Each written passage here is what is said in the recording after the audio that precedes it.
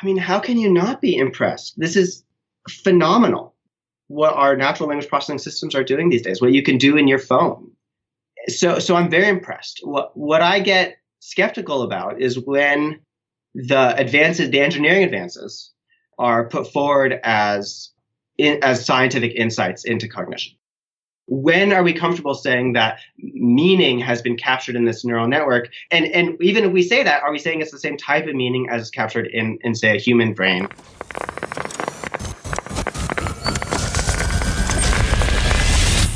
This is Brain Inspired.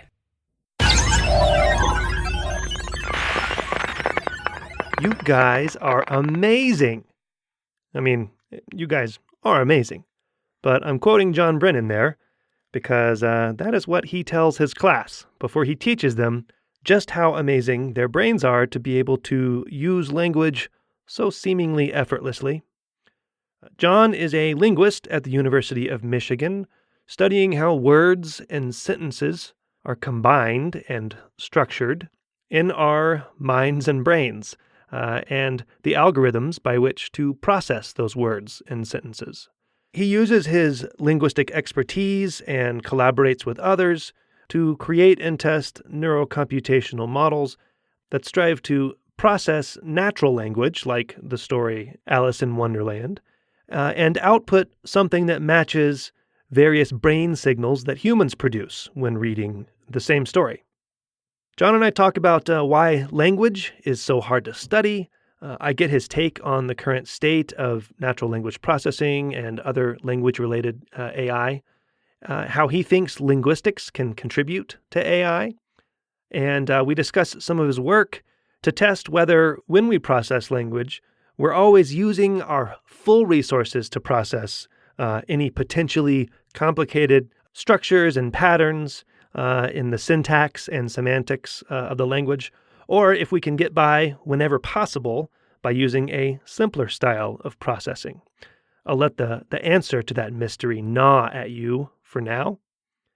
I appreciate the recent feedback. Sounds like many of you are looking forward to what I guess I'll call for now the Brain-Inspired course, which is slowly taking shape and which aims to eventually cover the whole neuroscience and AI interface landscape, past, present, and future. So, just a tiny little project. I haven't figured out yet exactly how I'll roll it out, but it'll have to be a living sort of course. By that, I mean I will release some version of it with the promise that it will continue to grow as I build more. All I know for sure is that if you support the show on Patreon, you will have access to all of the early versions that I make, and most likely much more than that. If you just want to stay informed about when I plan to release stuff, you can sign up for the email list at braininspired.co/course. Also, dear Patreon supporters like Brandon and Theo, thank you guys.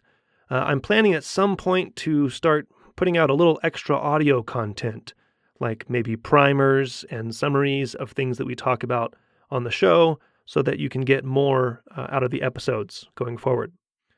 All right, go to the show notes to learn more about Jon and what he does at braininspired.co/podcast/53. Whether you are using all of your glorious hierarchical processing abilities, or just making ends meet with some sequential techniques, that'd be fine too. I wish you all happy word and sentence processing until next time. And here is the exceptional Jon Brennan. Beware the Jabberwock, my son. The jaws that bite, the claws that catch.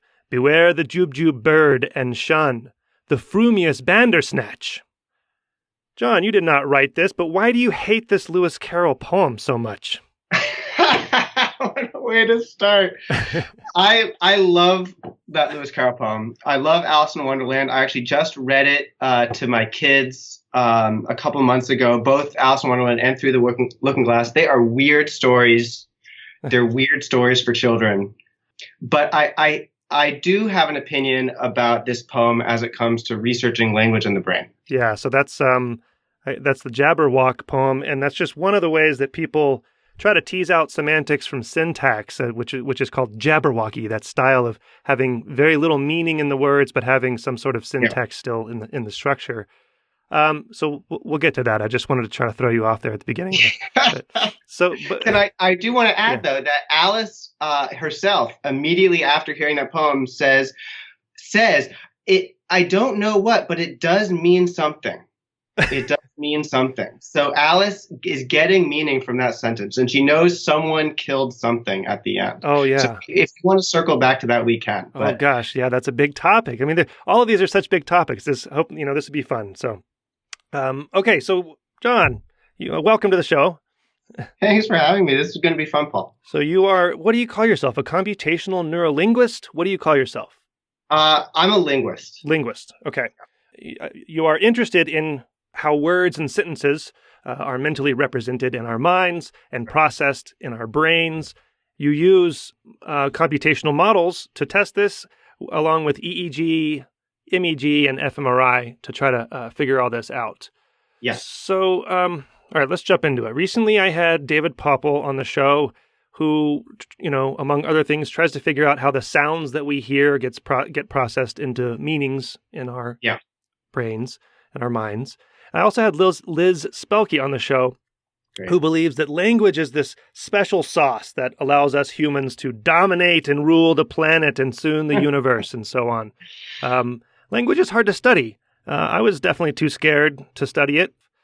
So why is it hard? What are the challenges to understanding language versus like other cognitive processes like perception and action, and even some of the things in between, classically thought to be between perception and action, like decision making? Why is language special and hard? Great. Yeah, I kind of wish I was a little more scared or a little more skeptical when I got started. Now, looking back at what I know now, but language, I mean, there's two answers that I think are pretty commonly given to that sort of question of, well, what are the special challenges facing the study of language as a cognitive science, as a neuroscience?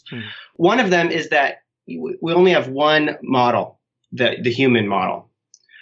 So there's not a really adequate animal model for language. There are some animal models that have been studied in terms of speech. So vocal communication in particular, birdsong has been useful, amongst others. But speech and language are distinct phenomena. So language is not a vocal, is not solely an aspect of vocal communication. So signed languages are as rich as spoken languages, amongst other things.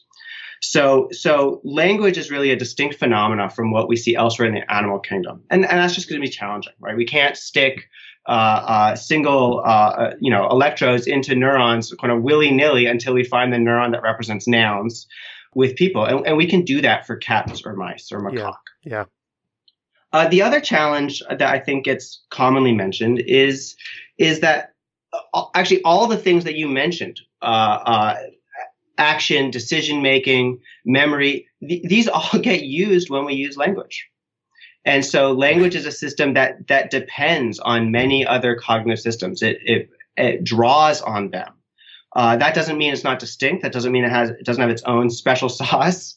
But it's hard to study something that is so intertwined with other systems that we also don't really fully understand. And so you end up being in a position that I think is kind of familiar. It's a very familiar feeling to me, I think to others, which is you're sort of trying to understand something that you don't yet understand with other things that you don't quite understand. And this is challenging. This is challenging. Well, and then there's the whole issue of meaning and what is meaning and how to encode it as well. So we'll get more to that. Yeah, good. I guess the study of language in non-human primates like Coco, that sort of fell apart, right?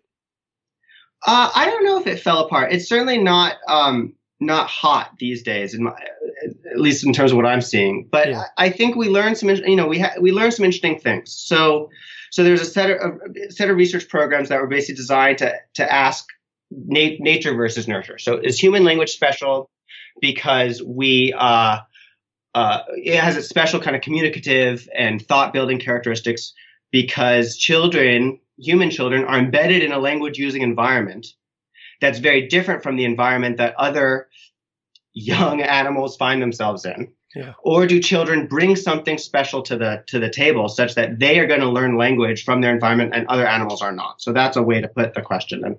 And so one way people tried to answer this was literally bringing in animals into their environment. So famously, Herb Terrace at Columbia University tried to raise a chimpanzee named Nim Chimpsky in a human environment. And there are all sorts of scientifically challenging things in that research program.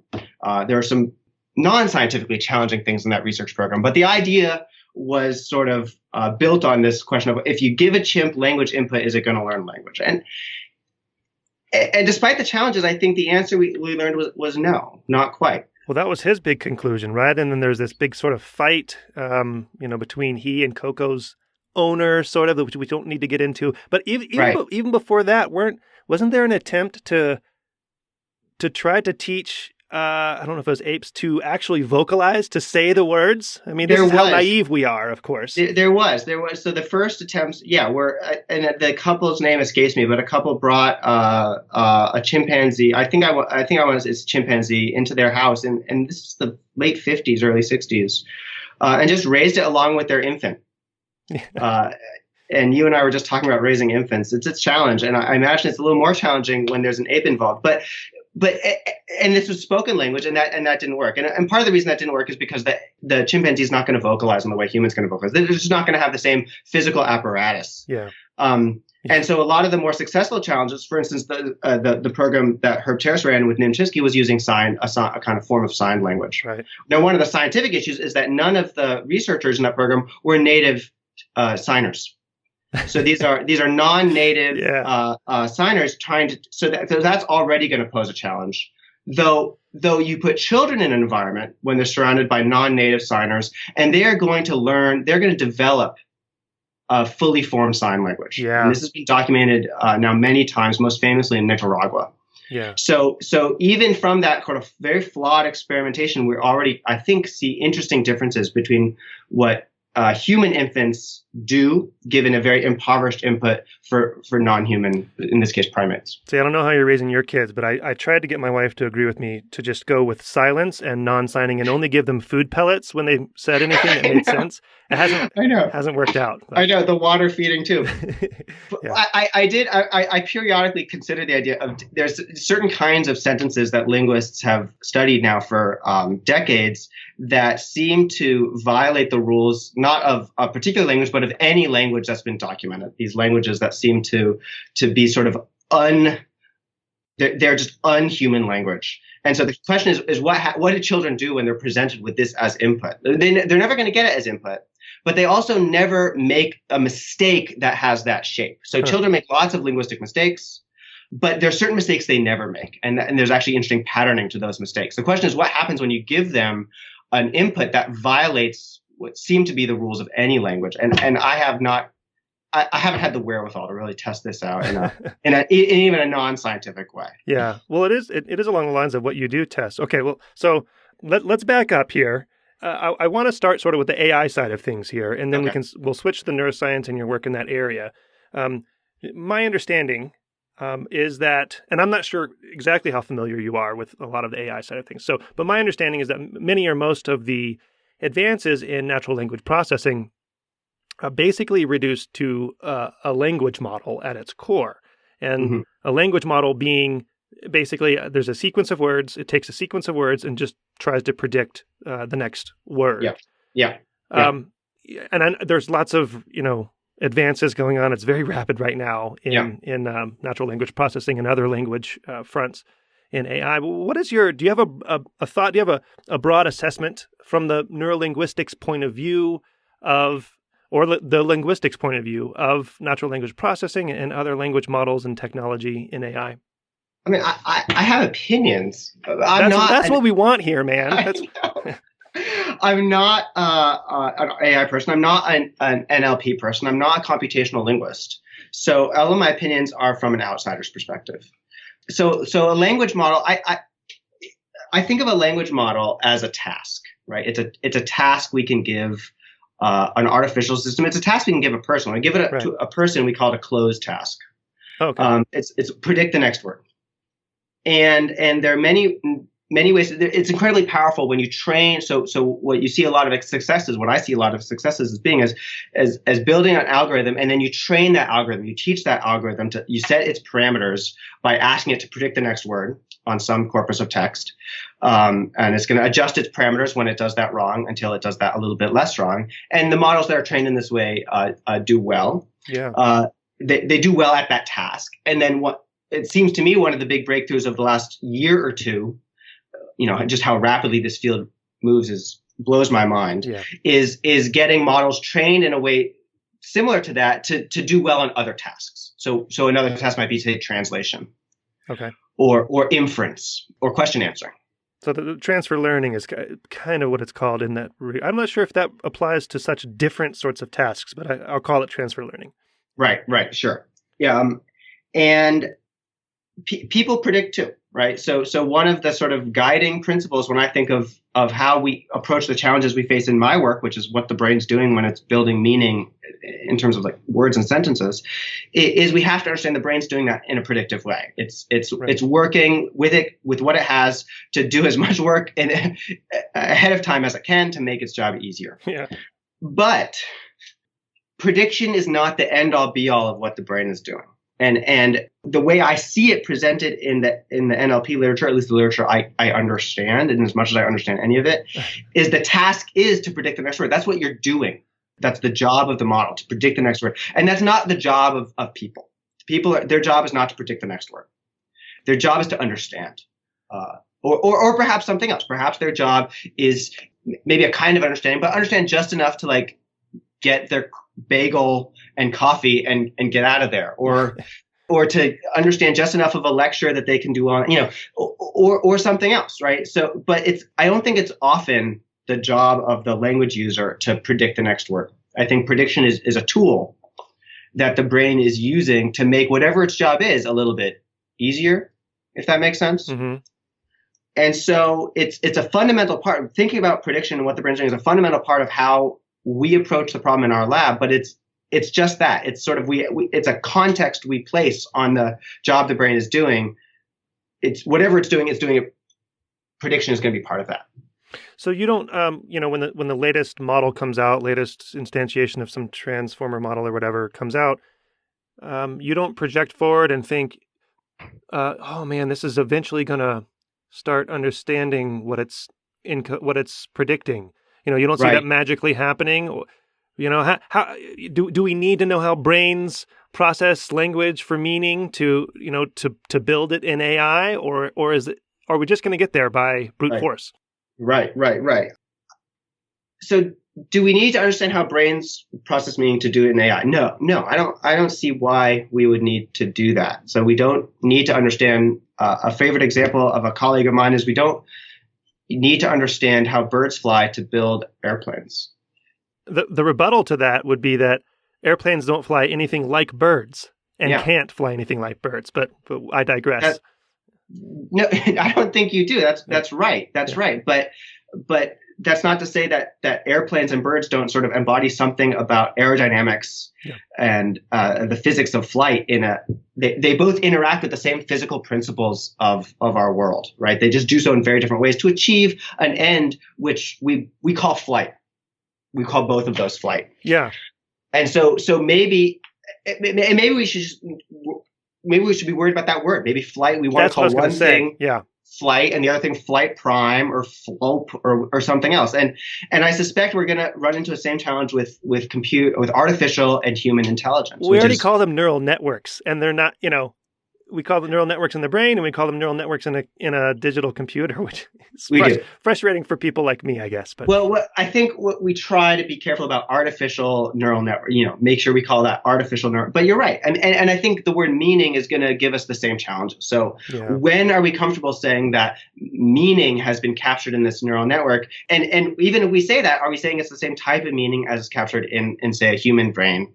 Or frankly, is that meaning in the human brain the same meaning that's going to be captured in my cat's brain? I mean, my cat is representing very complex relationships between things at the same time as my kids are, and meaning becomes a very slippery, very difficult term here to ascribe to, sort of to say that something has the same or something has different meaning. So That's not to say that the artificial neural networks not do something very powerful, not doing something that is going to represent meaning. But you want to be careful, I guess, when the debate becomes, is it human-like enough? And I'm not sure how to answer that. Yeah, I don't know. I'm happy just taking different terms. Yeah. Right. Yeah. So, but okay. Well, then, are you impressed with the capabilities in artificial networks? I mean, how can you not be impressed? This is phenomenal. What our natural language processing systems are doing these days, what you can do in your phone. So I'm very impressed. What I get skeptical about is when the engineering advances are put forward as scientific insights into cognition. Yes. And so now I'm guilty of this. I want to take the newest, fanciest tool from Google Research and see what insights it might offer for how humans solve the problem of language understanding, or the problem, the subpart of that we already talked about predicting the next word. Yeah. I think of that as a subpart of the human language understanding problem. But to say that solving the problem in one domain is going to therefore give us the answer in the other domain, it's not going to be that simple. The part where I'm optimistic, and I know I have colleagues who disagree with me on this, is that I think that I can look at one for insights, but possible insights into the other. So like, how did you solve that problem when faced with it at Google Research? Let me think about that now and ask if there are ways that can help me think about how the brain might have solved that problem. Yeah, but the problem is if you ask someone there today, then you go back to your lab and you think about it for a week and you think, I might now have like some weird approach. I might be able to apply it. And then you ask them again and they say, no, that was a week ago. Now we have a completely new and different model. So you were at CCN this year. Yeah, this is where we met at Cognitive Computational Neuroscience. And I went to your breakout, which was very nicely done. Anyway, we can talk about that later. But one topic that kept coming up that I kept hearing at the conference was just the problem of the pace of AI. So people in science were kind of like down about how fast AI was going because like, how can we possibly keep up? So you're excited, but do you see this as a problem at all that the models keep changing so fast relative to what? Because in science, in AI, your task is to solve a problem. And in science, your task is to understand. And if you do something where you think that might lead to some insight and understanding, then you have to go back and do 6 more experiments to rule out all other possibilities. Yeah. And so it's so slow. Is this a problem, you think? Well, it's certainly a problem for me. I don't know if it's a problem for the field. Like I certainly cannot read enough, right? I can't keep up. And part of that is like I offload that job onto colleagues or computational colleagues who are a little more embedded in those literatures. And I ask, I kind of trust them or ask them or rely on them to help me understand what do I need to understand now compared to what I learned a year ago or 5 years ago or 10 years ago.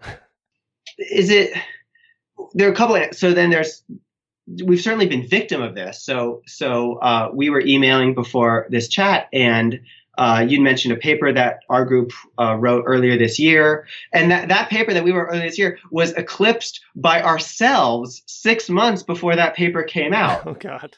Because of the different pace of work in different domains. So one paper came out in a computational venue, the Association for Computational Linguistics. And that is just that paper, was written and submitted and revised and came out in 6 or 8 months versus a paper that we pushed through a regular journal that took, 2 years. Well, this is a problem with journals as well, but. And me, at some point, I'm going to, there's certain deadlines I'm going to be a little slower on because I know that I have more. So yes, it's a problem. I don't know if it's a problem for the science.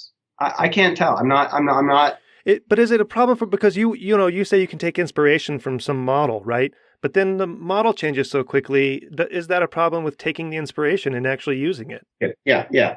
I mean, one question, and I literally don't have the answer, is when we change a model, what aspects of it are we changing? So the analogy I think of is actually an analogy from linguistics. So linguistics gets criticized sometimes, especially the syntactic theory in linguistics gets criticized sometimes by outsiders because the theory has changed. And now it's on a much slower pace. So it's changed from like the early 70s to the late 70s to the 80s to the mid 90s to the 2000s. So on kind of a decade level. But people criticize like, well, this is not like which theory is right? What am I supposed to do? How am I supposed to use your theory of syntax to understand, say, a psychological phenomenon or a neuroscience phenomenon?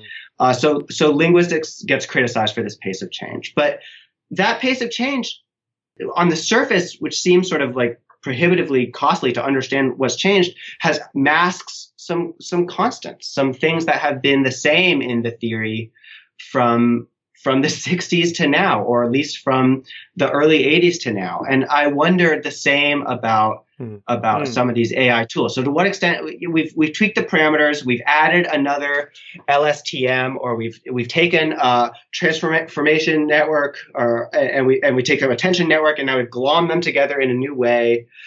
But there's interesting. I mean, I would like to know to what extent some formal properties of the system are qualitatively different. Yeah. And I don't know. I have no clue. And maybe I'm just wrong. And you're right. And the pace of change is such that things are qualitatively changing, such that the model, the insights from a model right now are going to be totally different from insights from 6 months ago. And if that's true, then yeah, I'm not in great shape.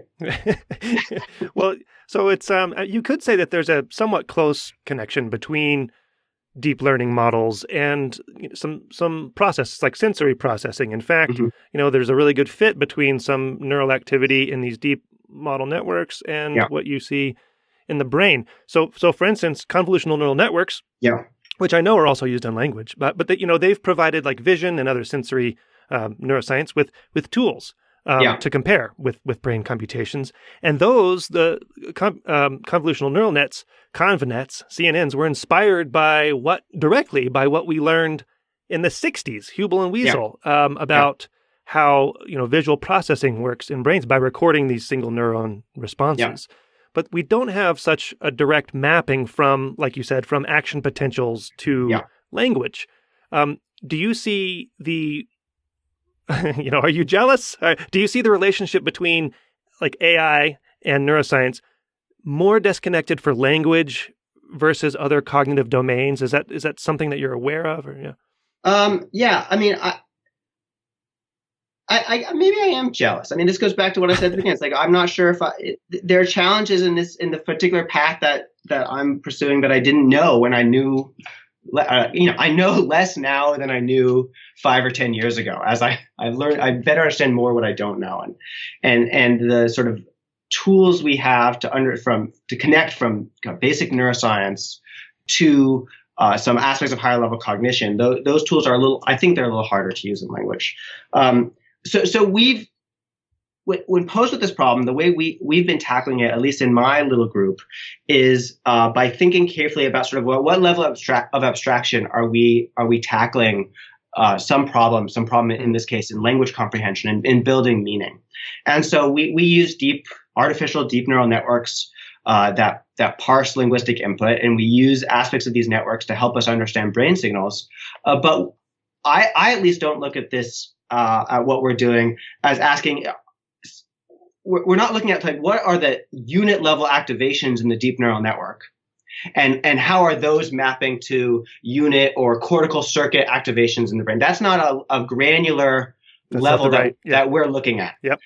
So rather, I think that there are certain neural network architectures out there that I'm excited about because they compute functions. They approximate functions that I think captures something deep about the kind of functions humans carry out as they're processing language. And so the neural network is as it is, it's a function approximator. It's a function, in this case, doer.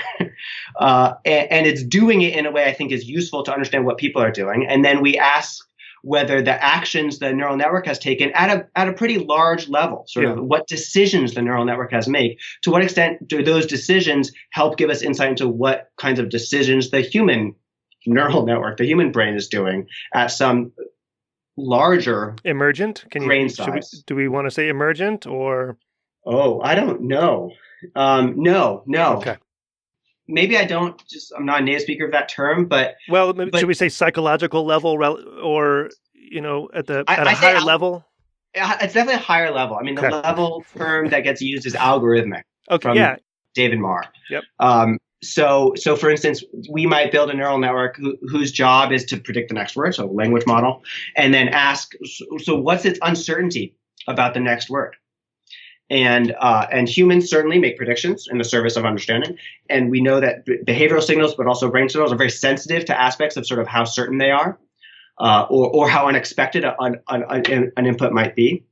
And then we can ask, well, let's tweak the neural network and change what it's using, with the information it's using to derive that certainty about what's coming up next, to make that prediction. So we change the information that's available to the network to make a prediction. And then we have now we can do that multiple times, and we can develop kind of a set or a space of possible sort of prediction paths the network can take, and we can ask, well, which of these paths is the best match to what the human signal is doing? And that's more or less what we've been doing for 5 or 6 years now. And the level of abstraction is high, right? Yeah. So we're not looking at what the individual unit level activations of the network are doing. We're looking at the outcome of those activations, and we can tweak sort of macro parameters and let the beauty of deep learning sort of handle, I mean, that's what we use deep learning for, to handle all the micro parameters to get it to work. Right. So you're somewhat agnostic about the mechanism that gives rise. Actually, I'll rephrase that. So you don't give a damn about brains. Yeah, I mean, maybe. I certainly, I think that's fair. That's fair. At the end, I'm a linguist. I'm not a neuroscientist. Right. The end game of my own little parochial research program is not to figure out what's going on in a particular brain region or a particular neural circuit or how it works. Is to understand what a phrase is. Well, see, but I'm lumping you. So in this little world of this podcast, everything natural I lump into the term neuroscience, because it would take hours to just list off all the different fields that studies natural intelligence, right? So I'm lumping you in as a neuroscience in this regard. So, well, okay, but can I disagree with that? Sure. Right. So neuroscience sort of implies that what I want to understand are neurons and their interactions. Okay, I'm just disregarding. Yes, in general, I agree with you, and I'm not going to hold you to a neuroscientist in any other conversation. Okay, I'm going to have to I don't know. Somehow I'm going to have to communicate this better, I think. But okay. Well, what do you think that linguistics can contribute to AI progress? Yeah. I think quite a lot, and I think there are lots of people advocating for this, and sometimes this message is being heard. But the thing that linguists has long contributed to the cognitive sciences more generally is a problem, a particularly sticky problem. And this was what put linguistics on, it didn't put it on the map, but it put it on a new map. It put it in a new position on the map in the 50s and 60s. This is what Noam Chomsky made his career out of, which was saying that there are problems in cognition that can't be explained by at that point, the dominant theory of psychology, in that case, behaviorism. And I think, artificial intelligence can hear that again these days. I was at a workshop a little over a year ago on the intersections between cognitive science and artificial intelligence and sort of the mutual trade-offs between them. And the very last talk put forward a very remarkable study. It was one of these mouse in a maze studies from the 30s. And it was absolutely amazing what the way the mice are navigating. They're given a certain reward, and then what you do is you change the maze on them, and you ask, well, how did they solve this new problem, given that they've never seen exactly this problem before? Yeah. And the way they solve it is phenomenal. And of course, the piece de resistance of the talk was, of course, now we can show an artificial network with remarkably well understood properties solving the same problem in a very similar way. And so it's amazing. But what stood out to me listening to that talk was the date of the original finding, which was it was in 30, I think I want to say 38 or 36. So it was at the peak of behaviorism in psychology. And the successes in behaviorism were brought short by language, by recognizing. Chomsky wrote in the late 50s that when this exact paradigm was applied to language, and it was seen as a verbal thing, though language is not verbal, that paradigm could not work. And so there are dependencies and aspects of the rules of language, of linguistic structures that could not be learned by the dominant behaviorist paradigm and can't be learned by the artificial intelligent networks that are now kind of reproducing some of those remarkable behaviorist findings. And so language, I think, furnishes a really, really interesting deep problem space. I'll say. And some colleagues are one of the things they're doing is looking at some of the challenges that, in this case, like people who do NLP are developing for themselves. So commonly you build a new neural network that is a language model, say, and you confront it with a large set of text. And you ask, well, how well does it, for instance, predict the next word or answer the question right or produce a useful search result or something, given some set of annotated data. And then you ask how it can do on data that hasn't seen before.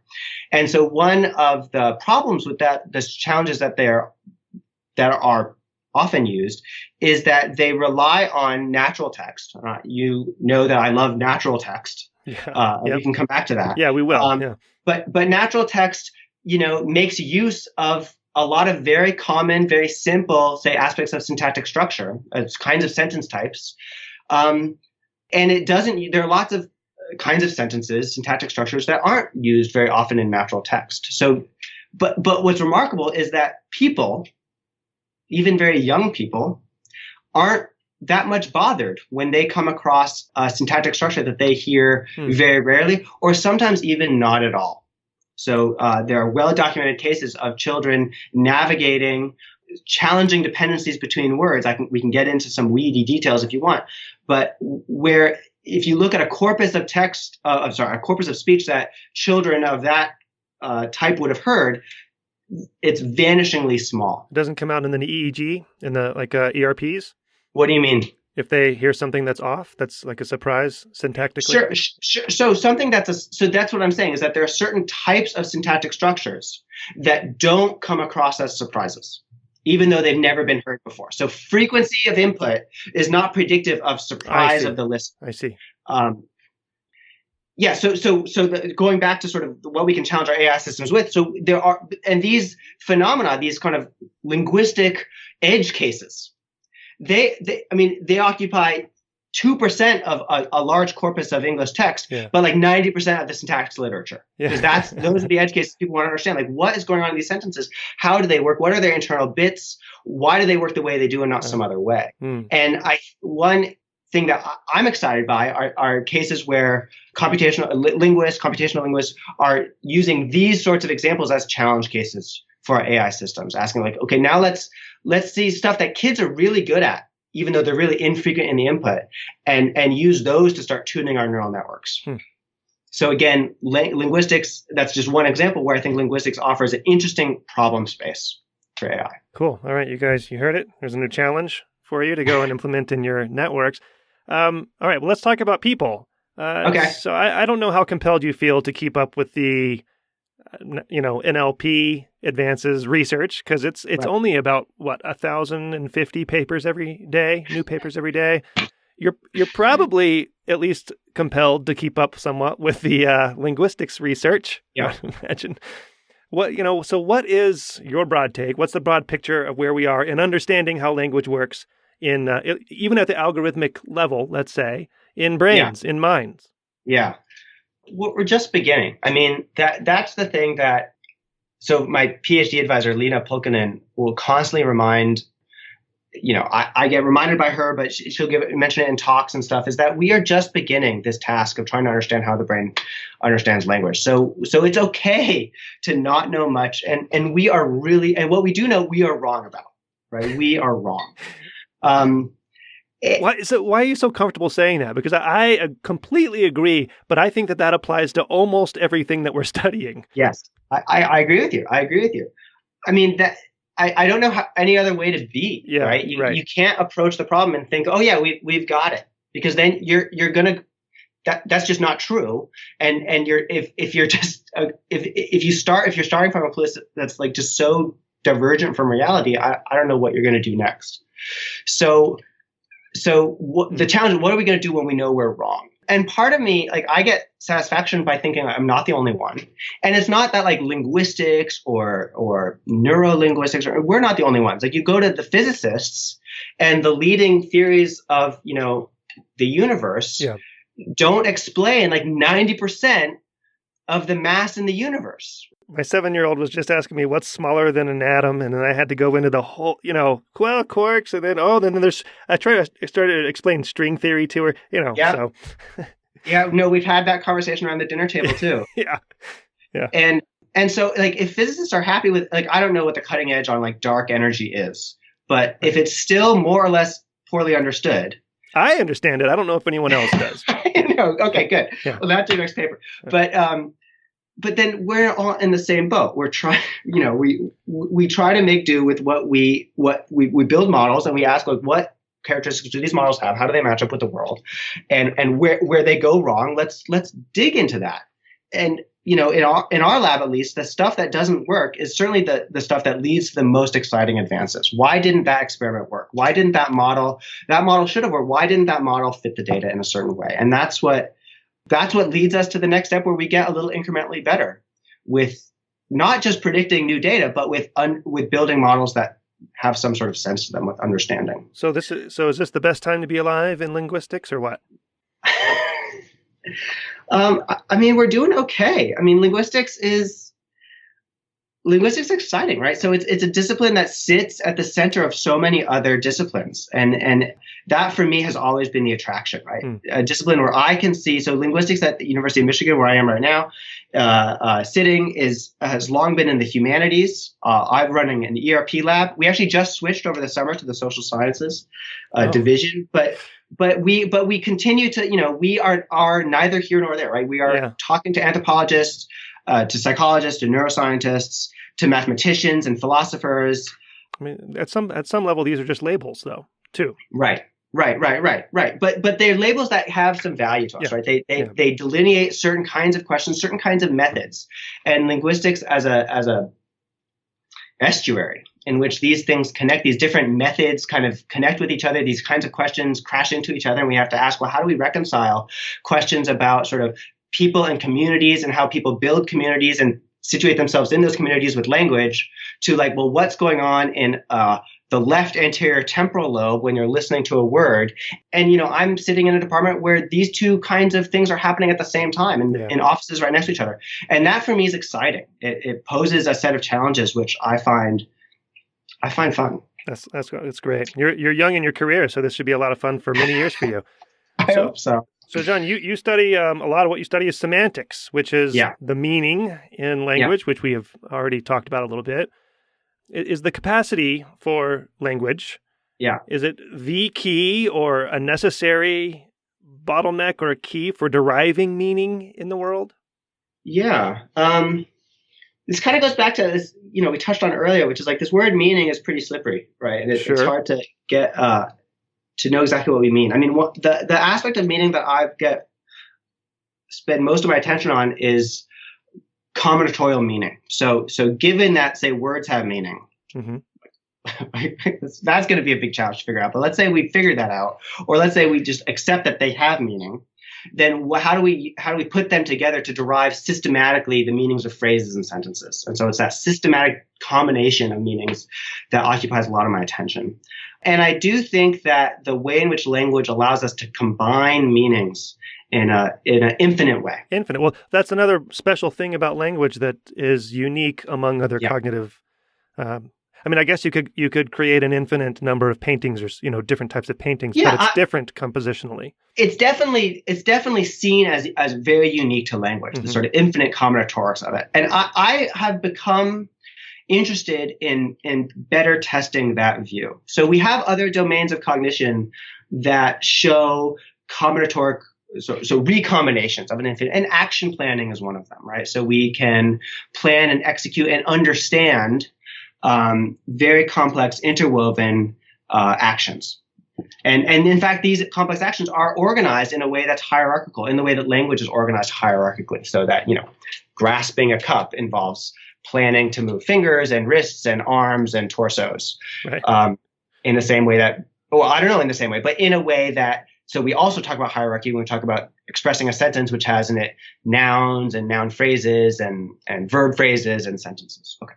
So one question is whether the formal properties of these systems are similar or different? And that's a question that, as far as I can tell, has not actually been put to the test in the way I'd like to see it put to the test. So one of the things that I really like about language and the combinatoric properties of language are that we actually have a very good understanding, from a mathematical understanding of the formal properties of a system that generates the kind of recombinations that language has. So it fits the mathematically well understood domain of what kind of system has the properties that human language has. It's a domain that Chomsky had some early contributions to, but people like Aravind Joshi at Penn kind of identified or a consensus view that was coming across of many researchers in the 80s, that language has sits in a particular kind of formal spot. It's called mildly context sensitive. So that's a description of the kind of system, kind of formal system that human language seems to be the best match to. And so we can identify this that human language seems to be mildly context sensitive, has that formal property. And so an interesting question is, well, are there other systems, cognitive systems, that are also themselves mildly context sensitive? And I don't know if that's been answered. If it has been, I would love to hear it. That's interesting. But there are other hierarchical systems. So action planning you can see is hierarchical, but that doesn't make it, in fact, mildly context. There are other kinds of hierarchical formal systems that don't have that level of expressivity. Right. So, I mean, I know that like Chomsky came up with context-free grammar. So these are formal systems that can be tested out and these are the properties of these systems you can ask, does a particular set of behaviors, say, conform to a system that has this level of expressivity or maybe more expressivity. And of course, the challenge there is you can go all the way up to a Turing machine, which has as much expressivity as you could give a system. And the challenge there is that, well, how do you learn that system? And so linguistics has long as, since the cognitive revolution, been confronted with sort of what is the level of complexity of the system and how do I balance that or against like, well, how do kids have to learn this system and they're not being taught it. They are figuring it out. Mm-hmm. And I don't know about your kids, but my kids can't figure out how to take a bath. Oh my God, I don't want to talk about it. Exactly. But they can figure out complex relative clauses and asking complicated questions between dependencies between and understanding how words in one sentence relate to words is said, not just 5 minutes ago, but months ago. So they figure out these linguistic dependencies without being taught. And that's remarkable. And that is in tension with the complexity of the system they have to master. So the system has to be simple enough, or they have to have enough kind of built-in biases to know how to make sense of this system, whatever its properties are. Yeah, boy, we could really go deep in this stuff with the Chomsky's view and then the rebuttals and yeah. But the core thing about language is this idea of the complexity of linguistic system does seem to be, at least I haven't seen any evidence that language has that other cognitive systems have the kind of complexity language does, and that's an interesting puzzle to sort of nail down, I'd say. So the embodied cognition world is or was all tied up with the study of language as well. Yeah. Is embodiment necessary for language as we understand it? Do we need bodies? Is it, because there are parts of language, like you said, is tied into everything, and it's tied into our motor responses and our sensory response. What do you mean by embodiment? Man, what do you mean by embodiment? I don't know. No, but in the sense of, let's say, humans, not a machine, but humans, right? So, an example is if I'm telling you a story about two people having a conversation, as I'm telling you what person A says, I kind of step over and face one way, and then I shift to person B who's responding, and I step to the other side, and as if then I'm mimicking the two people, right? Yeah. And that's all tied up in the words that I'm producing and spitting out. Yeah. I think no. The answer is no. I don't think language is embodied. I don't think we need to embody words or to understand language. I think that, the way we learn about the world around us and words is indeed embedded in our sense perceptions and our actions, but we don't need to use so the theory of embodiment I'm thinking of is a theory that says that we use our perception action systems not only for sort of perceiving and for acting, but also they are necessary for the act of understanding itself. So if I'm going to understand you talk about cats, that I am making use of my sense my sensory system such that, in the way that it responds when I see my cat, for instance, in order to understand what you're saying. And I absolutely do not think that's the case.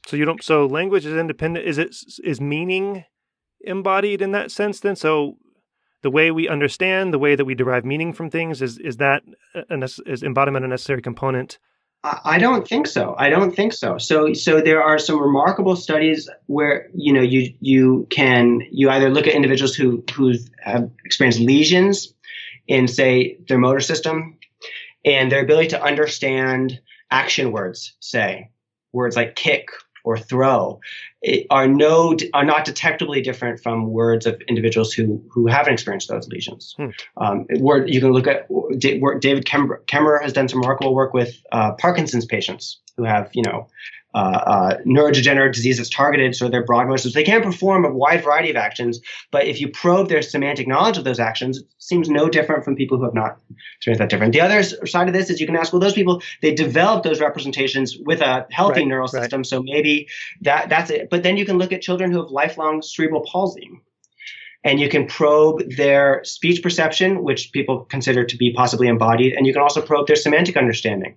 And I think there's a lot of work to be done with this in those sorts of studies, but my read of them that I understand is that these children have not detectably different capacity for speech. So it's complicated because you have a lot of comorbid deficits in these individuals, but you can certainly see individuals that have very severe, like lifelong action performing capacity, maybe speech production capacity, but their difficulty with speech comprehension or word comprehension is relatively mild compared to deficits with production. So those sorts of asymmetries, production, perception, asymmetries, are difficult to capture with a fully embodied theory, either of speech perception or of meaning.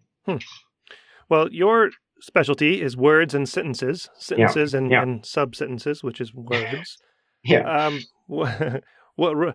broadly, what does it take to process a sentence? Okay,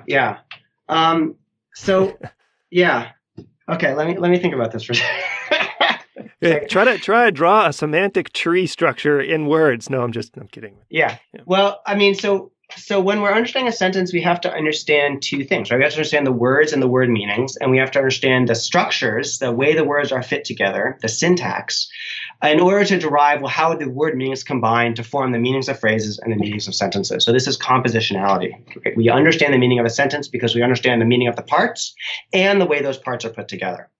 So the job of the understander, your job right now, or my job when you're speaking, or anyone, if there would be anyone listening, is they have to figure out from the sequence of, I'm going to say a sequence of words, but that's of course not what you're hearing. You're not hearing words. You're hearing air hitting your eardrum. Right.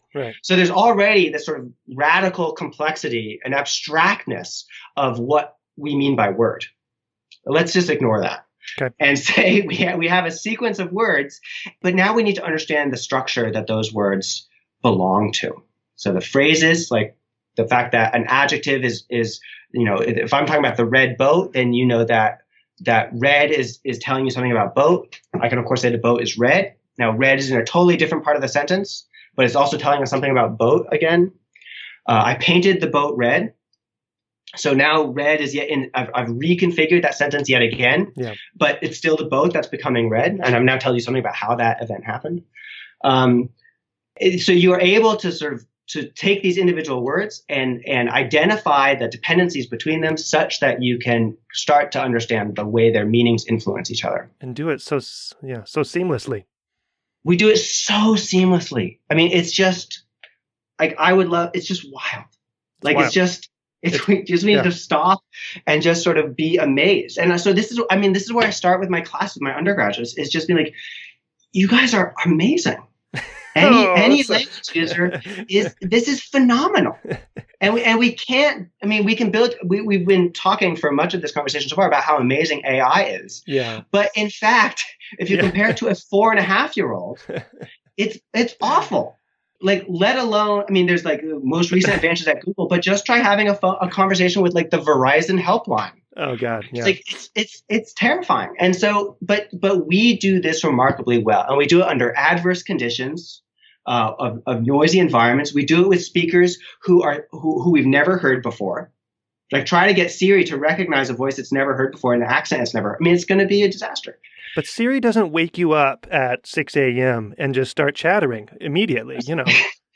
Okay, so kids pose their own challenges, but we can wake up at 6 a.m. and be like, wow, you use that relative clause so beautifully. That's how you feel? You wake up and you say, you're amazing. That's not how I feel.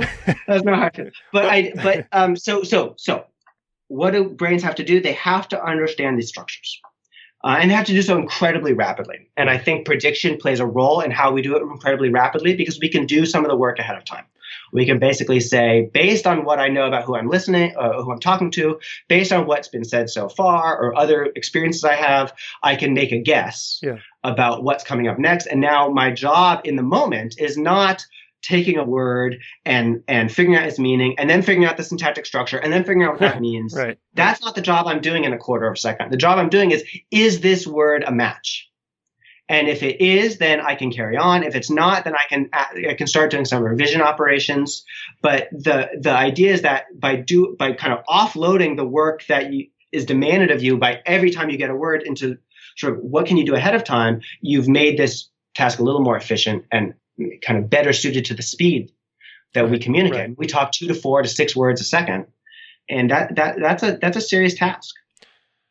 Yeah, and it's effortless. So in natural language processing, the way that a network is trained is you take Wikipedia, some corpus of big text, right? And just throw it at it, right? So but in the lab, you can't really throw Wikipedia at a poor undergrad and say, process this and tell me what you predict.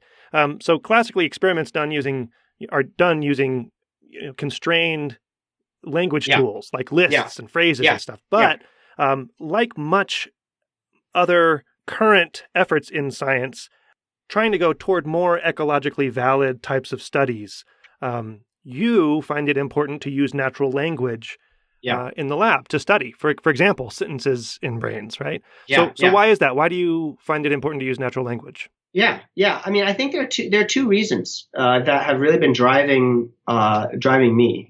One of these reasons is generalizability, is asking to what extent you're asking questions about how the brain processes language that I think generalize to the way the brain is processing language when we're not in the lab. And so if you're confronted with a set of sentences, each of which may or may not end with a word that's very unexpected over and over again, and these sentences are all unrelated to each other, that's just not, I don't know about your life experience, but that tends not to be the kind of language I hear on a day-to-day basis. So there are questions about generalizability from those sorts of very carefully, thoughtfully constructed experiments. Yeah. But related to that question of generalizability is, well, what is the human or maybe the human's brain? What are they doing when they're confronted with those sentences? So what is the theory of the task that the participant in the experiment is doing? And my read is that there are kind of a number of experiments that are typically used in, say, neurolinguistics, these isolated sentence type experiments, where the theory of the task has not been specified maybe quite as fully as you might like, right? So it's not it's not sort of specified. So, for instance, it's not specified exactly what are the processes that are required to understand this word when it's out of context, such that I can take that data and ask, okay, now I'm gonna look at more natural language and see, well, how is that same process being used in this more natural context? Like that level of detail of theory development isn't necessarily widespread. So it's this second concern that has drawn me to natural language, because in fact, that is a domain where I think we have some pretty well-developed theories. That's because the theories that have been developed in places like psycholinguistics and fields like NLP, as we've already been talking about, are aiming to be theories of, well, how are people understanding language in their environment? So when I'm looking for what are tasks that we have reasonable theories of, listening to a story for understanding is a task that I think we have some actually kind of useful partial theories of. And so it's a complex task, but these useful partial theories are, I think, useful scientifically. Well, you want to talk a little bit of science, like an example Sure. of what you've done? Okay. So Sure. this is a very recent paper. I'm not sure if this is the one that is now a year old that you've had. It's just outstripped now by your new stuff. Exactly. But this is your 2019 PLOS paper, Hierarchical Yeah. Structure Guides Rapid Linguistic Predictions During Naturalistic Listening. So, Yeah. Good. so most NLP uses sequential language models to process text and language. But language, grammar, and syntax is a hierarchical structure. So it's a question whether our brains process language hierarchically. Isn't that it's strange that that's a question, but it is a question. Well, can I jump in? Yeah, because please. So there are lots of ways to phrase this question. So do our brains process language hierarchically? That I don't think is a question on the table. You cannot capture the patterns seen in the world's languages without accepting that the brain processes language hierarchically, right? So just because we can't see the hierarchy doesn't mean it's not there. Like we didn't have to see genes to know how to develop gene theory. We didn't have to see electrons to know that they explain properties of the atoms. But couldn't it be a question that mechanistically the brain doesn't have to process it hierarchically, that it could be done at an algorithmic or some higher level? I mean, this is a ridiculous question. No, I'm not sure. I think, so what are you saying when you say the brain processes language hierarchically? So let me see if I can put this at all cogently, and I might totally fail. But folks, he's been up all night with his child. By the way, he let me in on the secret before we started. So that's a lame excuse. But hierarchy, you need to appeal to the fact that the brain represents hierarchies to capture the patterns in the world's languages. The more narrow question that I think is live in the literature is, I guess there are two ways to put it. One is like, well, how rapidly do we kind of derive or make use of those hierarchies during language processing? Because that generalization from linguistics is a generalization divorced from time. So these are linguistic patterns that you develop from asking someone about patterns of sentences that are or are not acceptable in their language without really worrying about how rapidly did you process it or anything like that. So these are offline tasks where you ask judgments about sentences or sentence meanings and make assessments about the grammar underlying those sentences. So one question we can ask is is the brain sort of recognizing these hierarchical structures rapidly, or is it sort of more of an offline thing? Gotcha. A second sort of dimension of open debate goes back to task, which is something that has come up a couple times in our conversation. So what are you asking people to do such that they might make use of hierarchies in the brain? And one, I think, interesting research domain developed by people like Fernanda Ferreira has been, are there certain kinds of tasks in which we use language but don't necessarily make use of some of the more abstract aspects of linguistic representations in order to serve that task? So when I'm giving this in a lecture, I can very easily, my students can easily kind of understand that they might not be listening with their whole brain.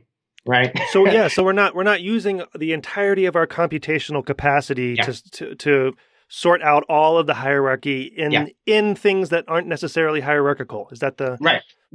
I think that's a live theory, right? And this is what your paper's kind of testing. That's what we're testing. And that's where naturalistic comes into it, right? So we're asked, so we give people a very simple, in this case, naturalistic, kind of natural-like task of listening to an audiobook. And as you already previewed, they're listening to the first chapter of Alice in Wonderland. Yeah. And it's important to be clear, the first chapter is not as weird as the rest, right? So the first chapter, Alice is sitting with her sister, a rabbit comes by, it talks, it jumps down a hole, she jumps down the hole, she has some marmalade while she's falling. She lands at the bottom. She's lost. You know the story very well. Yeah. I've listened to it a few hundred times now. But it's not this weird Jabberwocky poem. It's just plain sort of late 1800s prose aimed at children. But we can ask, they're sitting in the lab. They know they're going to be answering a couple questions at the end of the experiment about what happened. But it's just what happened in the story. It's not detailed questions about syntactic structure, about individual sentences even. It's just about plot points. So there's a real question, are they making use of this abstract, maybe computationally expensive mental representations to achieve this task. And that's sort of how I think of the question we were targeting in that paper. So are we making use of these abstract hierarchical representations in the service of this naturalistic task? And the answer we come up with in that paper is yes. Well, yes, but okay, so well, you tested 3 different models out to see. Okay, first of all, let's just back up. So what you're looking at is neurocomputational models. Maybe just describe what a neurocomputational model is broadly. Okay, yeah. So this is a term that it's definitely a term you use to get grant money. That's the key. That's the start with. Like, you use the term neurocomputational model to get grant money, and different people mean different things by it. So what I mean is a model who's going to produce outputs, those outputs which I'd like to ask, like, whether they align better or worse with some neural signal. Yeah. Others are going to use it. We actually alluded to this earlier, asking more like, are the internal states of the model, like unit level activations, approximating things I can measure from the brain? And we're not using it in that way. We're asking about outputs of the model being, suitable for fitting against outputs of some brain measurement I've taken from humans. So that's how I use neurocomputational models. Okay, so in these models that you used, you tested 3. You input some language, and then it spits out what you call a mental state, and then you transform that mental state into a prediction of the brain signal, and then match that prediction to the actual, in this case, EEG signal. That's right. That you were recording. So you tested 3 models. 2 of these models were, well, the Ngram is the most traditional language model out there, I guess, which is the first model. And so these were sequential models. Yes. Actually, maybe you can just take us quickly through the 3 models. So we're looking at 3 models. So one of these models, a model called the Ngram model, is these are all language models, by the way, which you already kind of introduced us to. So they have the job of predicting the next word. And an Ngram model is going to predict the next word based on the previous 2 words it's encountered, a third order Ngram model. So that's a very limited little sequential window. I know the 2 words I just heard, what word is coming up next. And if you're looking at a sentence like about my sister who was visiting last week is about to, it's like now you have about to is all that the Ngram model sees when it's about to predict the next word. All the other stuff it's ignoring. Gotcha. The second model that we look at is a simple recurrent network. Right? This is a very classic artificial neural network that has 3 layers. The middle or hidden layer is recurrently connected back to itself. So that means that the output at any given word is going to reflect the input and also the previous state of this hidden layer. And that recurrent connection allows it to represent the context, that the words it's seen before, but that context is going to be represented in a sequential way. These were, I think they were called context elements originally in the vanilla recurrent neural networks. Anyway. Yeah, I mean, if you look at Ellman's papers from the late 90s, so these are also called Ellman nets. You basically have the hidden layer, and the way you talk about it, you copy the hidden layer to a context layer, and then that serves as that context layer plus the input is the input to the hidden layer next. But it's the same mathematically as just drawing a circle from the hidden layer back to itself. Very good.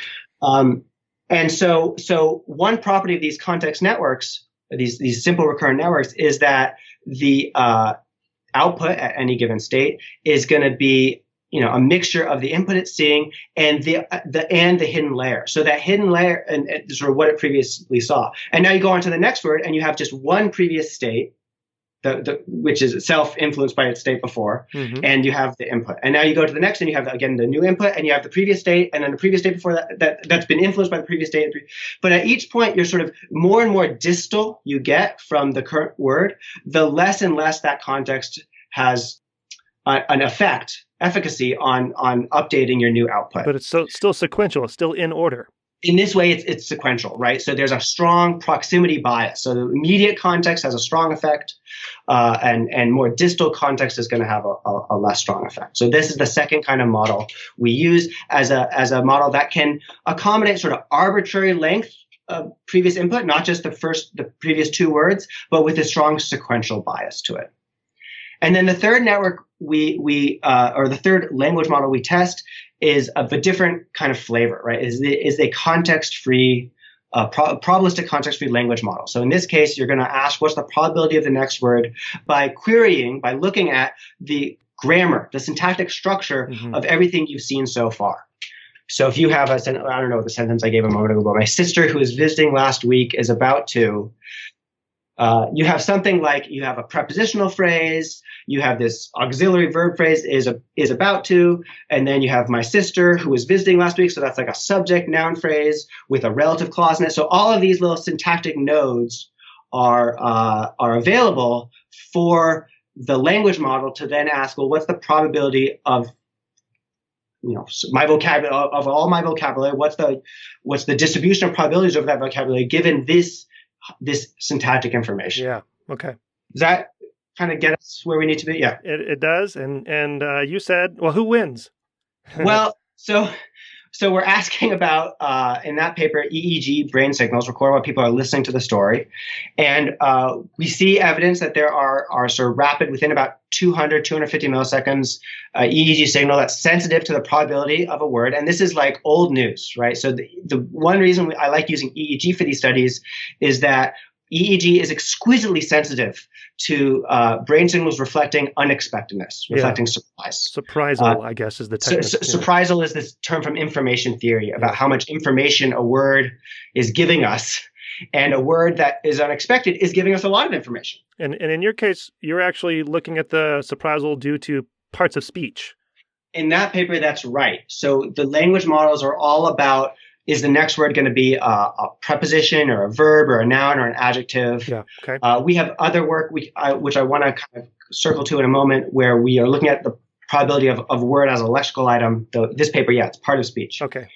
And the brain, the EEG signal is exquisitely sensitive to these sorts of surprising inputs, both surprising parts of speech and surprising words themselves. Sorry, surprising relative to the probability distribution of expected other parts of speech and other words, right? That's how we model it. But the literature tells us that, when you measure, so the classic way to measure surprising is you ask 100 undergraduates, fill in the blank. Oh. And a surprising word is a word that never gets filled in. Yeah. Okay. And so we know a lot about the brain signal from those sorts of studies. So what we see is that the probabilities, when those probabilities, like what's unexpected, are estimated based on these hierarchical information, those probabilities are sort of better line up with the ups and downs in the brain signal versus those probabilities when you just take into account the sequential information. But that's important to say that it's not either or, right? So we see this supported by the data, though we're far from the only ones showing this sort of evidence, that the brain is also exquisitely sensitive to this sort of sequential information. So a word that's unexpected based on the immediately preceding two words is going to drive certain brain signals pretty robustly. A word that's unexpected based on the sort of sequential context that goes back a little farther is also going to shows a very clear sort of statistically reliable effect in our data. What we see is that the hierarchical information predicts certain brain responses above and beyond those other models. Okay. And so that's, for me, the little scientific, little tiny step up from where the literature was at prior to the paper. It's not either or. It's not we're right, someone else is wrong. Okay, maybe we're a little bit right, but it's that this information this hierarchical information is doing some work for the comprehender in terms of making predictions about upcoming words, in addition to whatever kind of variety of other information they're using. And that's interesting, especially in this naturalistic task, where there's live theories on the table saying people can just ignore that computationally expensive, abstract Chomskyan representations in this sort of simple task. And we think this is a little bit of data showing you can't ignore those kinds of representations. People are using them because they're valuable. They have valuable information in them. So now when you're giving a lecture and you're looking out into the student's eyes, can you point and say, you're sequentially processing, you're hierarchically processing? Yeah. Yeah. I can see the trees just emerging from their heads. Like, okay, there's... Yeah, exactly right. The dead eyes. You are only sequentially processing. No, of course, they're all amazing, of course. Yeah, well, it all gets filtered through attention. So if you're not attending, yet you're not going to be processing it. Okay, there you go. So this idea of hierarchy has been interesting to me for a long time, in part because it's live in terms of like how quickly we're recognizing hierarchy and whether we're doing it in sort of a range of tasks. And it's sort of an important building block for me of getting back to some of these questions of linguistic representations that I started my career on and that I'm still very interested in. Mm-hmm. Because it's sort of establishing, well, where in the brain signals that I'm able to record can I go looking for evidence that's going to connect with maybe some question about phrase structure, a question about sort of how verbs are represented or how nouns are represented. And so these sort of theoretical debates in syntax about the nuance of sort of what a verb is or what a prepositional phrase is, to get at those debates, we need to kind of have a brain signal that's going to connect with those hierarchies. And so the first question is, well, what are those sorts of brain signals? So that's sort of so this is work that for me has been important in building a bridge. We're still just building that bridge, but it's been building that bridge. The way we've been tackling that more recently, though the paper came out before the 2019 paper that you're talking about, is making use of deep neural networks. So circling back to stuff we've already talked about. So using deep neural networks at this algorithmic kind of level of abstraction where the network is carrying out a task of identifying phrase structure that I think is analogous in interesting ways to the task that humans are carrying out. And I can ignore the internal workings of the network, or at least I have done so far. Yeah. Successfully, I don't know. Yeah, exactly. Hey, you have a job. Yeah, thankfully. And so these networks are nice because we can train them on what are these networks great at? They're great at training on giant reams of data. So therefore, we can build these networks to predict sort of individual words, not just parts of speech, where we're training. We can make use of a lot less data when we're predicting just parts of speech. And so this is work with colleagues like Chris Dyer and Adi Konkoro and John Hale, who are at Google DeepMind. And what we've been using a deep neural network tool that Chris Dyer developed called a recurrent neural network grammar. So this is a deep neural network that's built in particular to represent the kinds of abstract hierarchical structures that we know that language makes use of. So it learns and operates over these sorts of structures. And so now we've been using this as a tool to see sort of to what extent can we again see evidence for these sorts of structures in the human brain data. So we confront the neural network with Alice in Wonderland in this case. Of course, yes. And then we can derive various measures from the network. We can derive how likely it thinks the next word is. We can also derive other measures, like how many kind of states did the network explore as it was confronted with a new word and before it got ready to go on to the next word, something about the complexity of the representation that it's operating over each word. So this is a different kind of complexity than what we could get from the language models that we were talking about a moment ago. Oh, that's exciting. And so we have these two measures we can compute from the recurrent neural network, and then we can take advantage of some beautiful work by Adi Konkoro, co-author on the paper, where we essentially ablate the network. So we remove aspects, a component of the network. And what we remove in this case is the component whose job is to look at a particular structure that it's identified based on the sequence of words and reconfigure its internal representation to compose those words into a single memory representation. So this is composition. We've talked about this before. So it's identified a structure, and the network, the internals of the network, once it's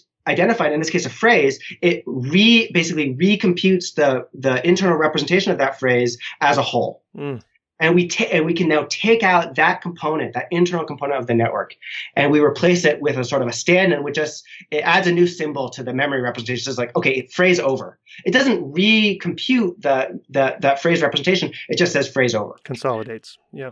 Yeah, it doesn't reconsolidate, right? So we can have a version that composes, consolidates in your terms, and a version that doesn't.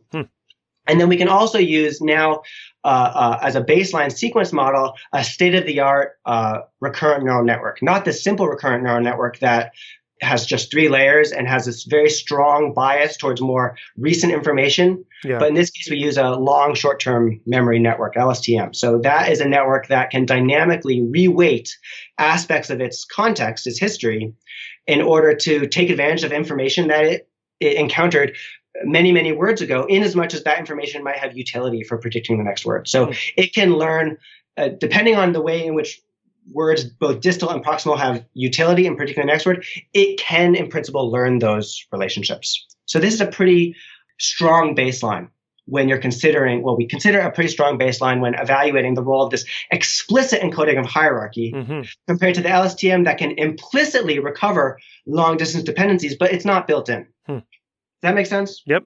It's exciting.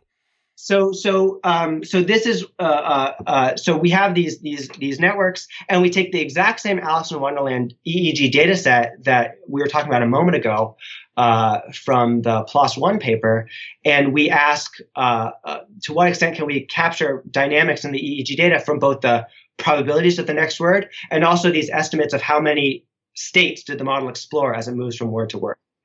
And under both measures, we can see evidence that the hierarchical encoding, and particularly the explicit composition available by this recurrent neural network grammar, is improving our ability to characterize, to predict the EEG data, and just again predicting the EEG data out of word by word.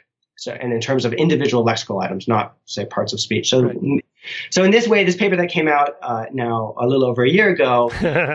Fills in some gaps that are left over from our PLOS paper, but it's tackling it from a slightly different perspective too. I think one thing that I'm slowly learning, way too slowly, is things that I used to think were either or propositions aren't. And so we just said this a moment ago when it came to sequence versus hierarchy. Yep. And the thing that I'm now confronting is part of speech versus individual lexical items.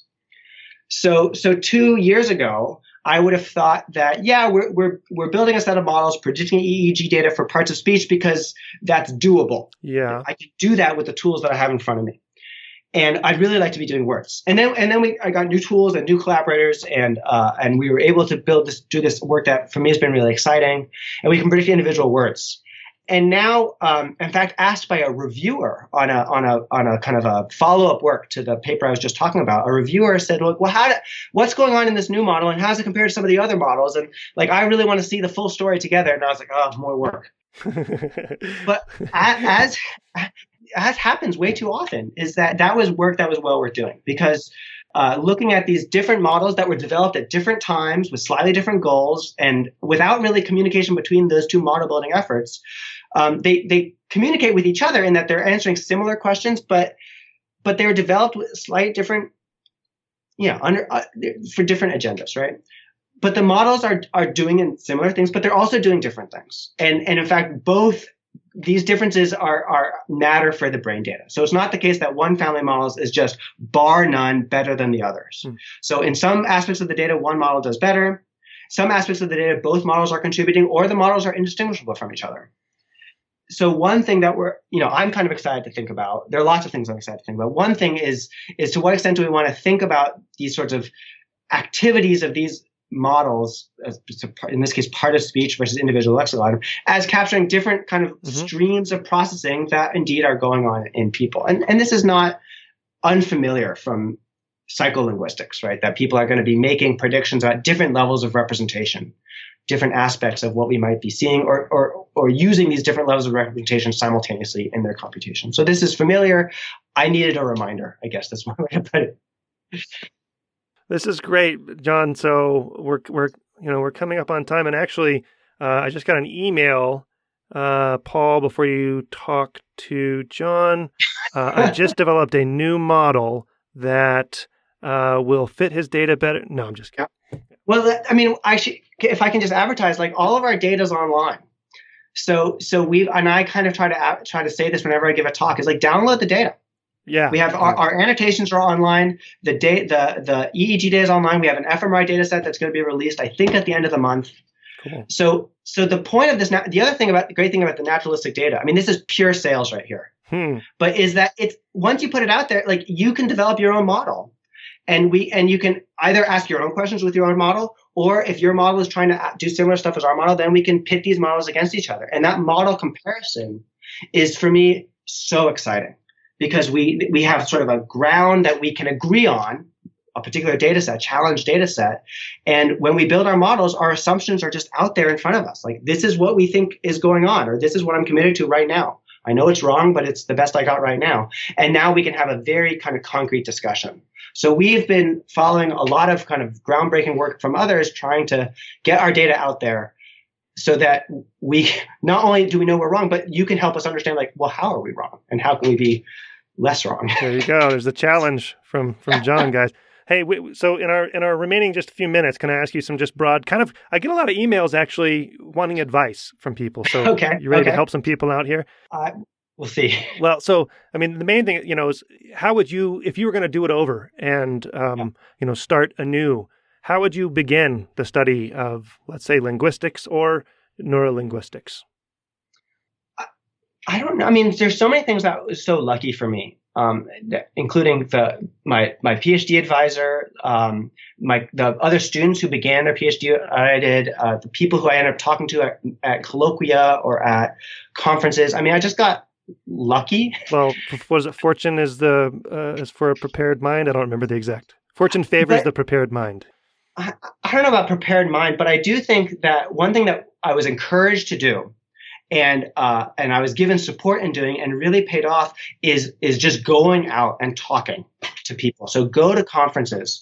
We met at the CCN conference, Cognitive Computational Neuroscience, and that's not a community that I'm a linguist, right? I'm not a computational neuroscientist at the end of the day, but just going to a conference, encountering new ideas and new people has been so valuable for me to learn new things for myself, but also to talk to people who can help me do what I want to do, or to understand what I can't understand myself. Right. And so when I look back at what's worked, it's these sorts of personal connections and being supported in going out and finding those connections. So I don't know what I would do differently, but I couldn't imagine doing what I'm doing now without the connections I have, the colleagues I have, the students I have, and the opportunities that I had as a graduate student and a postdoc and junior faculty in getting out and talking to people. What's something that that you maybe invested some time in that you think back now you wish you'd skipped? What was a complete waste of your time besides doing podcasts? Not that. There's not a lot. I mean, I wish I invested more time in programming. I have no computer science background. And I mean, there are two ways that would be paying off better now. One is that we do a lot of programming just in the service of doing our science, programming our experiments, programming our analyses. And the more I talk to computer scientists and computational linguists about theory building, the more I kind of wish I had some foundation. So I would have had to give up something in order to spend more time learning computer science. I don't know what I would have given up. I actually don't have a solid answer for that. You mentioned that children will invent their own languages if needed. Will future AIs invent new languages or even use language as we know it? I don't see why not. I mean, I think, in as much as we want to build AIs that operate like children, I don't see why that's not something that could potentially happen. But also in as much as AIs are going to do something that's totally different from what humans do and develop their own. I mean, I guess, okay, I'm a believer in the singularity, I guess. Can we say that? But I'm not worried about it, and I'm not worried about it anytime soon. Yeah, okay. So if it's like, yes, one day, sure. But is it going to happen at Google Research in the next 2 years? No, I'm really not. But okay, so there's singularity. There's this concept of the superintelligence, right? Yeah, quote unquote, and it's very scary to very rich, loud people. It made me think, like, okay, so you can kind of understand what superintelligence looks like in terms of figuring out how to construct, paper clips or whatever, whatever analogy or story that you've heard.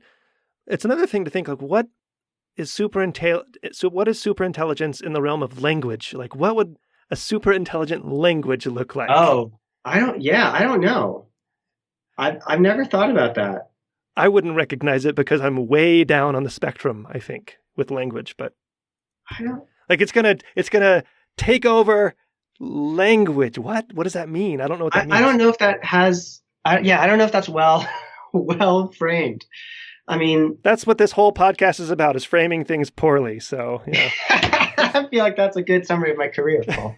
But it's framing things in a way that are like helpful for someone else to say what you've done wrong. But I don't know. I guess, one thing that I get worried about, again, is this idea that like even like language as a useful term, right? So, or we were talking about earlier, like meaning as a useful term. It's like human language is a totally useful term for me because like I think I understand, well, at least if that's a phenomenon I want to understand, I can delineate that pretty clearly.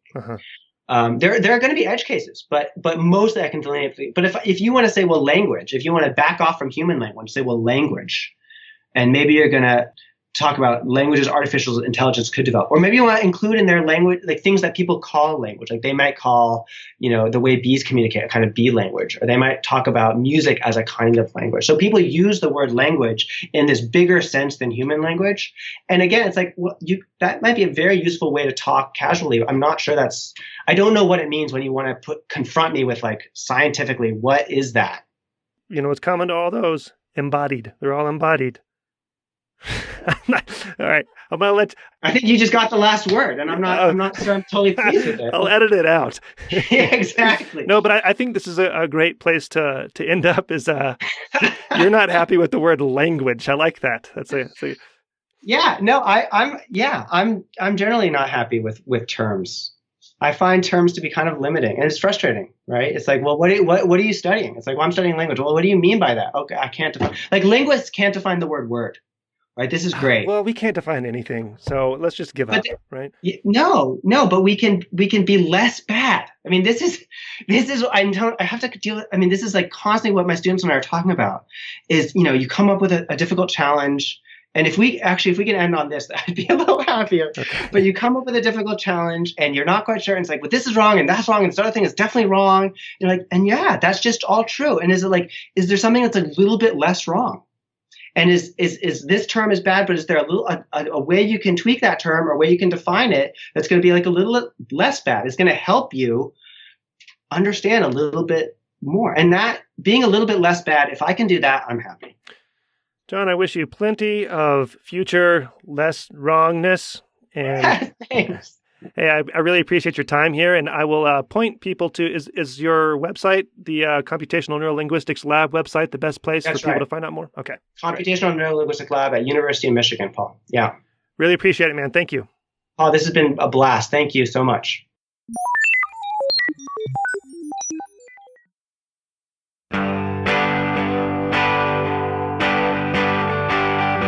Brain Inspired is a production of me and you. You can support the show through Patreon for a microscopic $2 or $4 per month. Go to braininspired.co and find the red Patreon button there. Your contribution will help sustain and improve the show and prohibit any annoying advertisements like you hear on other shows. To get in touch with me, email paul@braininspired.co. The music you hear is by The New Year. Find them at thenewyear.net. Thanks for your support. See you next time. Man.